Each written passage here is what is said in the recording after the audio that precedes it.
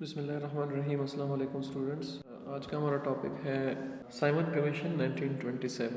ہم پڑھیں گے کہ کیوں سائمن کمیشن کو لایا گیا اور اس کی کیا وجوہات تھی، اس کا کیا ایفیکٹ ہوا۔ سائمن کمیشن کو سمجھنے کے لیے سب سے پہلے ہم اس کا بیک گراؤنڈ چیک کرتے ہیں۔ Government of India Act 1919 had introduced a system of diarchy to govern the provinces of British India۔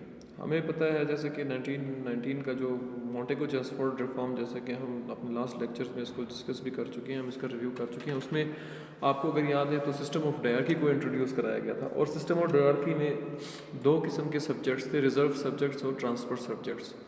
تو اس ڈول سسٹم آف گورننس میں جو پروونشل اٹانومی تھی وہ آپ کہہ لیں کہ وہ بھی نہیں دی گئی تھی، کیونکہ پروونسز میں جو ڈائرکی سسٹم تھا اور فائنانس سے ریلیٹڈ جو مین پاورز تھی وہ برٹشرز کے ہاتھ میں تھی۔ تو اس سائمن کمیشن کو بھیجا گیا صرف اور صرف اس مقصد کے لیے to check the progress and performance of the 1919 reforms, کہ اس کے پرفارمنس کو چیک کیا جا سکے۔ اب اس نے آنا تھا 10 سال بعد۔ It was decided to that commission would be appointed after 10 years to investigate the progress of the governance scheme and suggest new step for reforms. لیکن ہوا کیا کہ یہ 2 سال پہلے آ گئی تھی 1927 میں۔ اب وہ کیوں 2 سال پہلے آئی تھی؟ کیونکہ اس وقت کے جو پی ایم تھے برٹش میں وہ تھے اسٹینلے بالڈون، اور وہ کنزرویٹو پارٹی سے تھے۔ تو کنزرویٹو پارٹی، اور چونکہ ابھی آگے آنے والے الیکشن کے لیے اس کے پاس کچھ نہیں تھا، خاصی ڈری ہوئی تھی جو کنزرویٹو پارٹی تھی، اور ان کو کوئی کام ایسا کرنا تھا کہ وہ دکھا سکے پبلک کو کہ جی ہماری پرفارمنس ہے اور ہم کام کر رہے ہیں۔ تو یہ اس لیے بھی 2 سال پہلے پہنچی یہاں پر، چونکہ 1929 میں پہنچنا تھا لیکن 2 سال پہلے پہنچی۔ یہ ایک اسٹیچوری کمیشن تھا۔ اس میں جو سب سے پہلے کام ہوا تھا، یہ پرابلم اس کا یہ تھا کہ the commission was composed entirely of British members, not a single Indian member being included in it. There was no participation from the side of Indian. Sir John Simon was chairman of this commission. اس وقت جو secretary of state تھے وہ تھے broken head, تو اس نے یہ بتایا کہ جی یہ کمیشن اس نے اپوائنٹ کیا تھا۔ This commission was group of 7 members, جو کہ سارے کے سارے برٹشرس تھے۔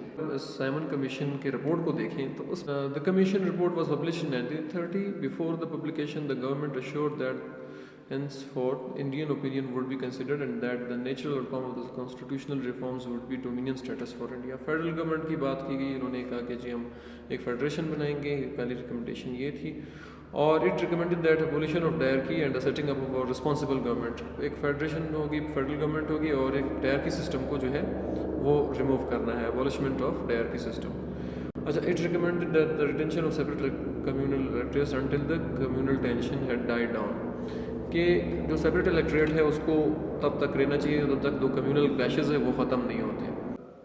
اسی سائمن کمیشن جو ہے، اس کی جو ریکمنڈیشنز ہیں یا اس کا جو رپورٹ ہے، بعد میں وہ 1935 کے ایکٹ کا جو ہے بیس بنا، اور اسی پھر ہمیں پتہ ہے کہ 1935 کے کانسٹیٹیوشن کے مطابق جو 1935 کا ایکٹ تھا، according to that act the 1937 elections were held, جو پروونشل الیکشنز تھے جس میں کانگریس کی میجورٹی تھی۔ اب ہم دیکھتے ہیں کہ why this Simon Commission was بائیکاٹڈ۔